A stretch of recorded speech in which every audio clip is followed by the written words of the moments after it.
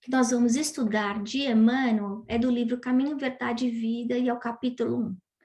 Quando nós escolhemos esse capítulo, foi porque Emmanuel estava muito inspirado. O livro Caminho, Verdade e Vida é o primeiro dos 6 livros que fazem parte da coleção Fonte Viva. E esse capítulo número 1 fala sobre o tempo. E Emmanuel escolhe mais uma vez um dos seus oradores, apóstolos prediletos, que é Paulo. E aí ele retira um texto pequenininho da carta aos Romanos que diz o seguinte: aquele que faz caso do dia para o Senhor o faz. Então, uma frase curta de 10 palavras, mas que faz a gente refletir que nós temos de viver o nosso dia, lembrando que nós somos trabalhadores da seara de Jesus. Para aquele que toma conta do seu dia, que presta atenção no seu dia, esse sim está trabalhando na seara de Jesus. E aí, Emmanuel comenta: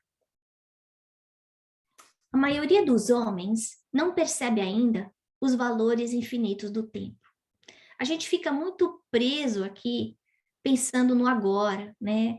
Nesses 20, 30, 50, 70, 90 anos que a gente pode ter de vida. Então, as nossas preocupações são sempre muito limitadas a essa visão curta da vida, da encarnação, única aqui, nesse momento. Mas a gente esquece que o tempo é infinito. A gente esquece que os nossos atos, as nossas escolhas podem continuar vibrando e tendo consequências ao longo dos séculos. Existem efetivamente os que abusam dessa concessão divina. E aí Emmanuel vem dar um puxão de orelha na gente, falando: gente, tempo é uma concessão, é um presente, é um empréstimo de Deus para vocês. Você está sendo usufrutuário do tempo, você não é dono do tempo. Essa vida aqui, ela tem um ponto final. Ela tem uma razão de ser. Ela tem um valor. Nós todos que estamos encarnados por alguma razão, para fazer alguma coisa. Quem de nós já fez essa pergunta e encontrou a resposta? É uma pergunta difícil. Talvez a gente demore uma vida inteira para saber a resposta.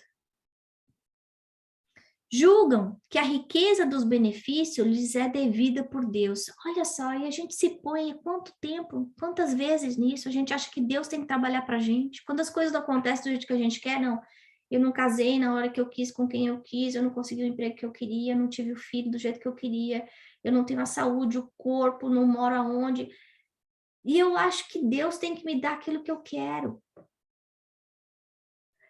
Toda riqueza que a gente recebe, riqueza que eu posso chamar de talentos, seja a minha inteligência, seja a minha saúde, seja a minha família, seja o meu conhecimento, seja o espiritismo, seja o tempo, isso é tesouro, é empréstimo que Deus deu para mim. Isso muda um pouco o foco como a gente olha nas nossas vidas. Porque a gente sempre se sente como aquela criança pequena mimada que é entitled para receber tudo. Não, mas por quê? Por que eu não? Aí a pergunta devia ser, mas por que você não? Ou por que eu não? Seria justo, entretanto, interrogá-los quanto ao motivo de semelhante presunção. Então, ele está chamando essa nossa atitude infantil de presunção. Por que eu acho que eu sou melhor que o outro? Por que eu acho que eu posso usar os meus talentos de uma forma diferente do que eu deveria? Constituindo a criação universal patrimônio comum, Deus criou todos nós. A gente sabe disso. É razoável que todos gozem as possibilidades da vida. Todo mundo recebe 24 horas por dia, gente. Nenhum de nós tem um minuto a mais, um minuto a menos do tempo.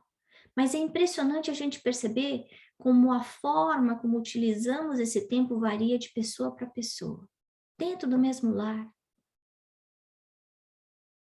Aí ele continua. Contudo, de forma geral, a criatura não medita na harmonia das circunstâncias que se ajustam na terra, em favor do seu aperfeiçoamento espiritual. Olha só. Ele está falando para a gente que quando a gente está aqui, todas as peças do quebra-cabeça que se encaixam junto conosco, que peças do quebra-cabeça? A cidade onde eu moro, o trabalho que eu tenho, os filhos que eu tenho, o marido, a esposa, o chefe, o pai, a mãe, a saúde, a inteligência, a religiosidade, a escola que eu fui, a escola que eu fui quando eu era pequena, as línguas que eu aprendi, os lugares que eu visitei, os amigos que eu conheci, as decepções que eu tive, as dores que eu passei. Tudo isso, ele está lembrando que são circunstâncias, que são peças de um quebra-cabeça que fazem parte de um plano maior criado por Deus. Ao invés disso, a gente faz o quê? A gente reclama, minha mãe não me entende, meu pai é uma porcaria, meu filho é irresponsável, meu marido não me ouve, eu não gosto do meu chefe, a minha saúde não presta, eu não tenho tudo que eu quero, eu trabalho, não consigo ter o sucesso que eu gostaria. Mas qual é a lição? Qual é essa lição que a gente precisa aprender aqui na Terra? Eu estou pensando com os olhos de uma criança imatura? Eu estou pensando com os olhos de quem está tentando entender o trabalho, a mensagem de Deus? É lógico que todo homem conte com o tempo, mas se esse tempo estiver sem luz, sem equilíbrio, sem saúde, sem trabalho, qual o valor? A gente conhece o ditado de que a água parada dá mosca, dá mosquito, dá bicho. Quando eu não sei usar bem o meu tempo, eu vou me endividar. Eu vou ser responsável por isso. A gente sabe que a colheita é obrigatória. Eu posso escolher. Eu posso, dentro da minha liberdade aqui na Terra, posso escolher qualquer coisa, mas não é porque eu posso escolher tudo que tudo me convém. A semeadura é livre, mas a colheita vai ser obrigatória. Eu vou ser responsável de dar conta da mesma forma que aquele trabalhador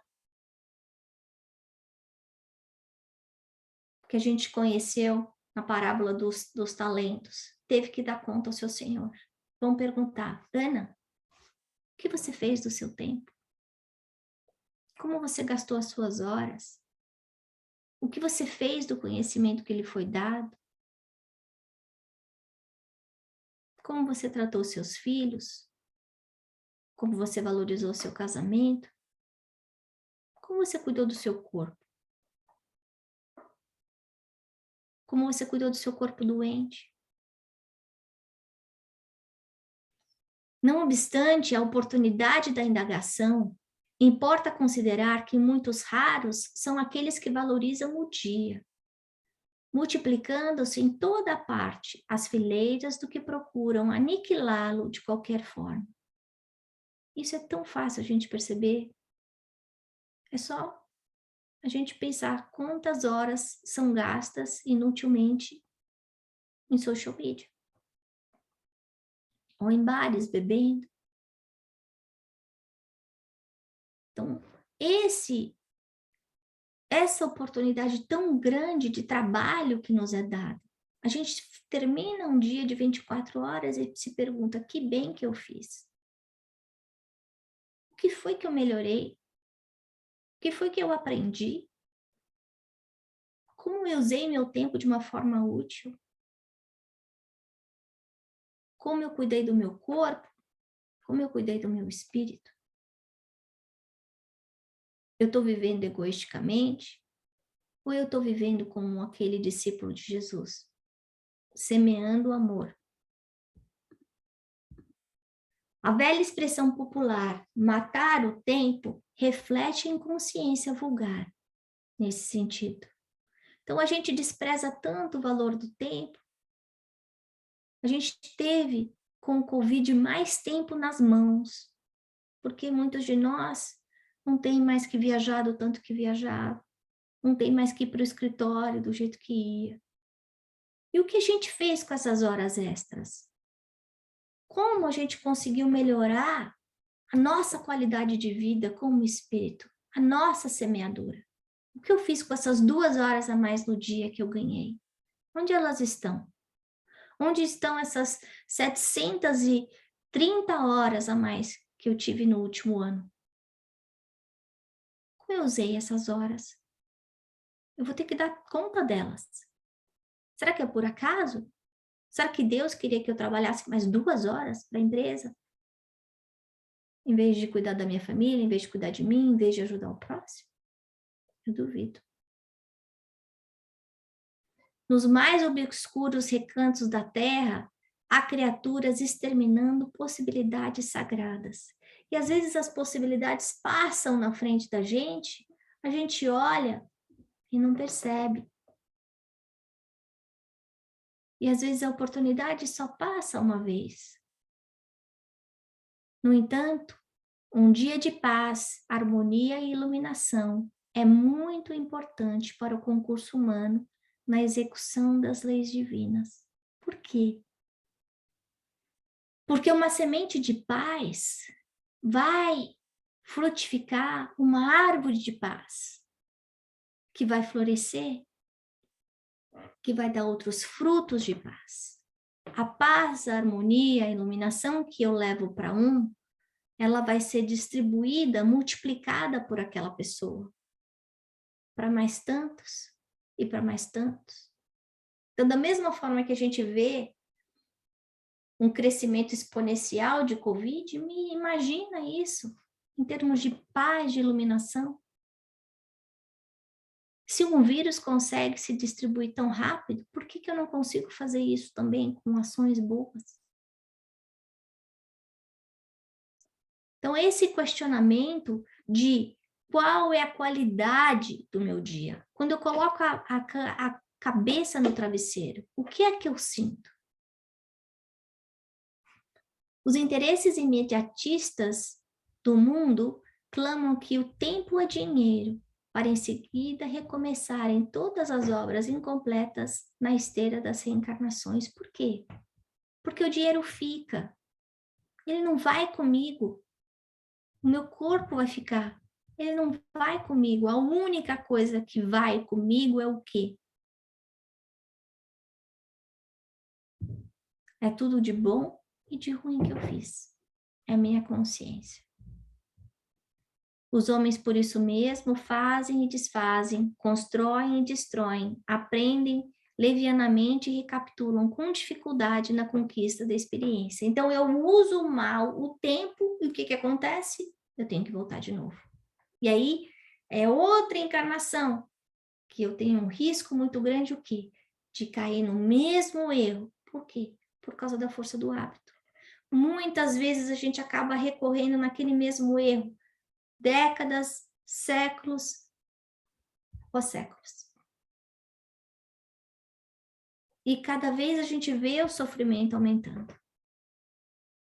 Aí Emmanuel continua, em quase todos os setores da evolução terrestre, vemos o abuso da oportunidade, complicando os caminhos da vida. Complicando os caminhos da vida. Toda vez que eu abuso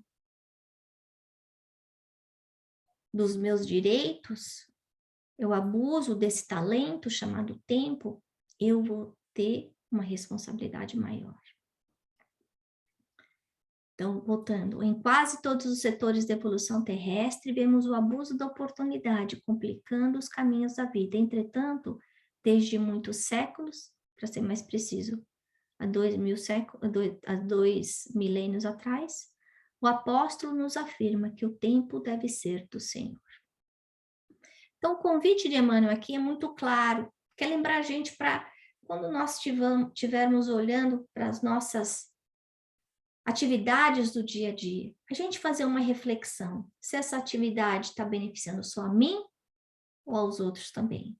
Se essa atividade ela é importante para essa vida ou é importante para mim como espírito eterno. A gente não pode viver só para o momento de agora, a gente não pode viver só para o momento futuro.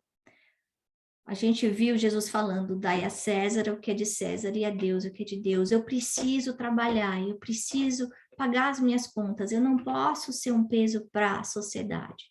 Mas eu tenho que me lembrar que a razão pela qual eu estou nessa encarnação é o quê? É eu me melhorar como espírito eterno. Por quê? Essa encarnação especial, porque nós somos trabalhadores da última hora. A gente já vem errando há 2000 anos, gente. Nós estamos lá no pé da cruz de Jesus. Nós estivemos junto com Jesus no Monte das Oliveiras. Nós talvez escutemos aí todas as bem-aventuranças junto com ele. Talvez a gente tenha jogado pedra na cruz, gritado, achado que ele realmente tinha que ser crucificado. Então, a gente vem recorrendo nesse mau uso do tempo. Mau uso do quê? Mau uso da nossa vontade. Desperdício da encarnação, século após século. E agora, a gente está recebendo esse último chamamento, falando, olha, chegou a hora. Está sendo dada uma última oportunidade para todos vocês. Vocês, principalmente os espíritas, que são os novos cristãos. Vocês têm mais responsabilidade ainda. Responsabilidade o quê? De viver Jesus. O que é viver Jesus? Viver Jesus é colocar amor em tudo aquilo que a gente faz. A gente se colocar no lugar do outro. A gente usar de compaixão. A gente saber que a nossa felicidade não pode ser apesar da infelicidade do outro. A gente entender que o corpo morre, mas a vida continua. E viver dessa maneira. Esse parágrafo de Emmanuel, ele fala, em quase todos os setores da evolução terrestre, vemos o abuso da oportunidade complicando os caminhos da vida. Entretanto, desde muitos séculos, o apóstolo nos afirma que o tempo deve ser do Senhor. E no Evangelho segundo o Espiritismo, a gente vê um capítulo que fala do bem-aventurados aflitos, que fala das causas atuais das aflições. E lá a gente aprende o quê? Que a gente vem aqui com uma carga muito pequenininha de sofrimento. Mas por causa da nossa conduta errada, da nossa incúria, da nossa irresponsabilidade, da nossa imaturidade moral, a gente acaba acumulando sofrimento criando sofrimento que não precisava passar. E a gente culpa a Deus. A gente complica o nosso próprio caminho. A gente coloca pedra no nosso próprio caminho. Por quê? Porque todo o ato de desamor que a gente faz é semeadura de desamor, que vai gerar colheita de desamor. E essa colheita pode ser o quê? Pode ser uma doença física. Eu trabalhei demais, eu tive um infarto. Ou eu não soube respeitar o meu parceiro, eu não consegui dar atenção para minha parceira, eu me divorcio. E os meus filhos não aprenderem a ser meus amigos, por quê? Porque eu nunca passei tempo com eles.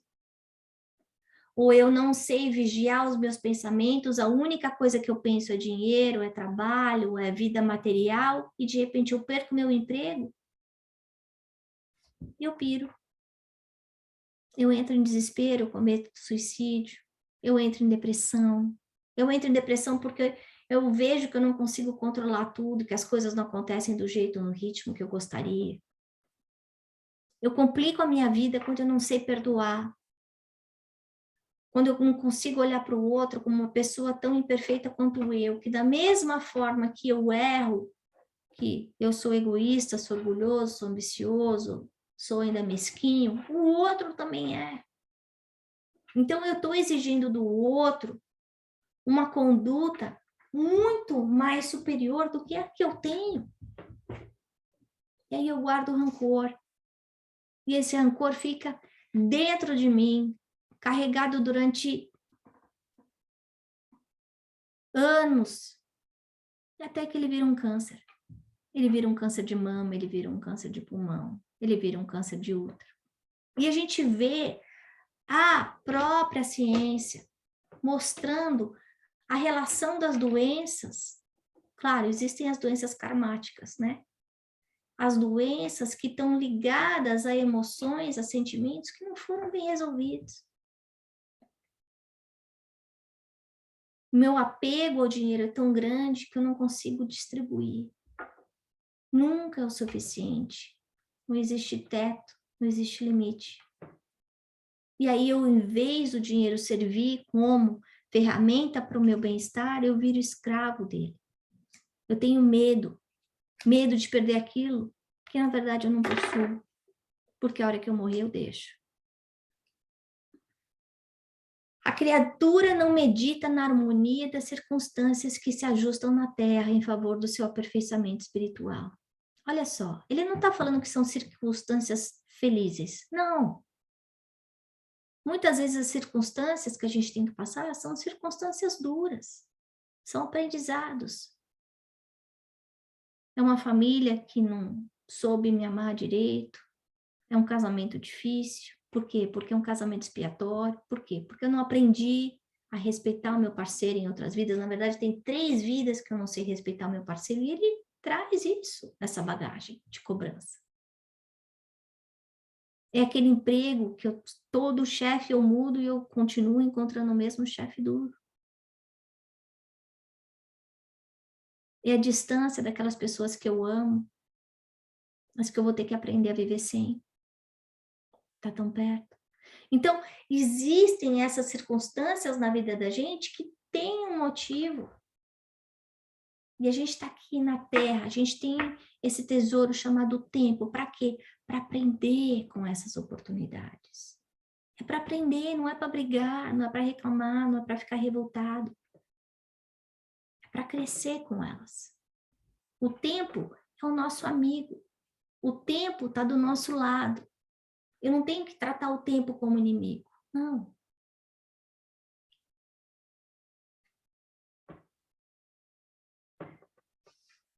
Eu fiquei pensando nessa palavra do latim que chama carpe diem, né? Que é tão profunda, dizendo que a gente precisa aproveitar o momento. Não adianta a gente viver do passado.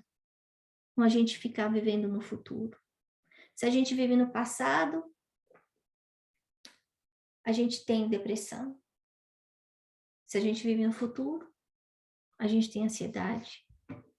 A única coisa que a gente tem hoje, controle, é o nosso presente. É o agora, é o hoje. Então, que a gente saiba aproveitar esse momento, o hoje, o agora. As oportunidades que estão aí nos rodeando. Oportunidades que eu quero dizer, tanto o filé mignon quanto o osso. Para o nosso crescimento, para o nosso despertamento. Mas aproveitar como? Aí Emmanuel fala, os interesses imediatistas do mundo clamam que o tempo é dinheiro, para em seguida recomeçarem todas as obras incompletas na esteira das reencarnações. Então, o aproveitar não é só correr atrás das coisas materiais. É entender que as coisas materiais são importantes? São. Mas eu não posso colocar minha felicidade em cima delas, porque elas são temporárias. Eu tenho que colocar minha felicidade em cima daquilo que o tempo não corrói e que eu posso levar junto comigo. Eu tenho que plantar aquelas sementes que realmente vão gerar essa felicidade futura. E aí ele fala, um dia de paz, harmonia e iluminação é muito importante para o concurso humano nas execuções das leis divinas. E é interessante porque o meu pai sempre falava que felicidade para ele era poder botar o travesseiro e estar em paz. Botar a cabeça no travesseiro e estar em paz. que essa paz não tem preço. E é verdade. Porque a gente coloca tanta coisa na nossa vida que tira o sono da gente, que tira a nossa paz, e a gente continua que nem cachorro louco atrás dessas coisas que tiram a nossa paz. Sabendo que essas coisas não estão trazendo a felicidade. Parece uma dicotomia, uma conversa de maluco, mas para que você faz antes de traz alegria? E aí você continua indo mais para ver se vai trazer e não traz. O que é que me traz paz? Essa é a pergunta. E é isso que eu preciso correr atrás. Emmanuel continua, aproveitemos as oportunidades sagradas que a vida nos traz. Então a gente está no lugar certo, na hora certa. É o que temos para hoje. Como é que eu vou aproveitar? Sem reclamar, sem achar ruim. Lembrando que Deus nunca dá ponto sem nó. Essa semente que eu estou plantando hoje pode estar gerando frutos nessa vida ou em outras vidas. Ela pode estar gerando fruto para uma pessoa como para 100 pessoas, porque eu não sei o que cada uma das pessoas vai fazer com esse conhecimento, com essa experiência. Às vezes uma palavra que a gente dá para alguém pode tocar tão fundo que pode mudar a direção da vida dela. Uma prece, uma mão amiga, um ouvido. E muitas vezes isso pode mudar completamente a história da pessoa. Então, a mensagem dessa noite, do jeito que eu entendi, de Emmanuel, é que a gente saiba aproveitar esse tesouro, esse talento inacreditável que se chama tempo. Que a gente saiba viver no hoje, mas com essa consciência de espírito eterno. Que a gente saiba contabilizar as nossas horas para fazer o nosso dia valer, de verdade. Como se eu tivesse de dar contas a Jesus. Eu vou sentir vergonha ou não? E agradecer a bênção da encarnação. Em vez de ficar achando todos os defeitos e todos os problemas. A gente entender que toda oportunidade é brecha que nos é dada para o nosso crescimento como espírito eterno. Então, que nós saibamos aproveitar os minutos dos nossos dias, as horas, da melhor maneira possível. E agora a gente vai para o nosso passe, vamos nos recolhendo, nos ligando aos nossos anjos da guarda, que já estão aqui.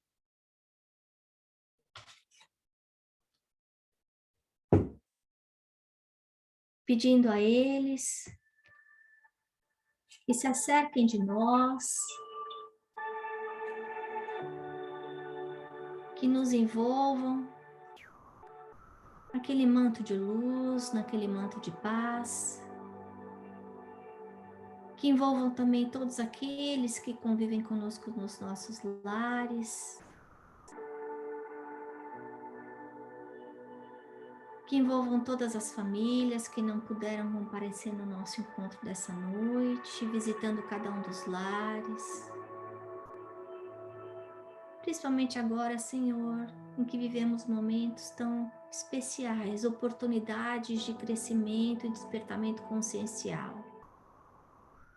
Um encontro com nós mesmos, um encontro muitas vezes com os nossos maiores medos.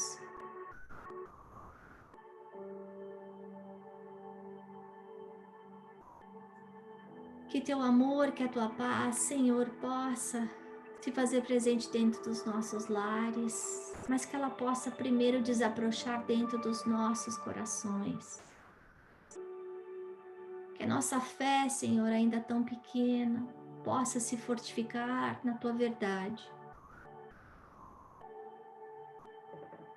Que nós possamos, Mestre Jesus, ser aqueles trabalhadores da última hora, fazendo bem a todos aqueles que nos cercam, levando coragem, esperança, inspirando todos aqueles que sofrem. Jesus amigo, obrigada por ter deixado para nós essa cartilha tão clara do que devemos fazer, do como devemos fazer, do quando devemos fazer, do onde devemos fazer. Essa cartilha que se chama Evangelho. Que seu exemplo possa vibrar dentro de nós, como aquela estrela guia nos mostrando o caminho reto para a nossa redenção. Que nesse ano de 2022, que nós saibamos aproveitar o tesouro do tempo, como aquele trabalhador da última hora, que faz esse talento se multiplicar.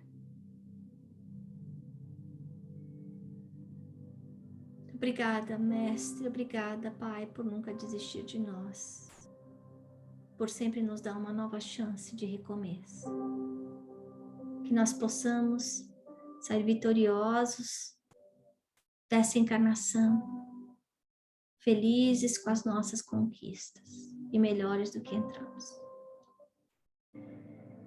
E finalmente nós vamos pedindo a fluidificação da nossa água, das nossas jarras, para que possam ser colocados aí, Senhor, todos os medicamentos espirituais para o nosso equilíbrio físico, moral, emocional e espiritual. Graças a Deus.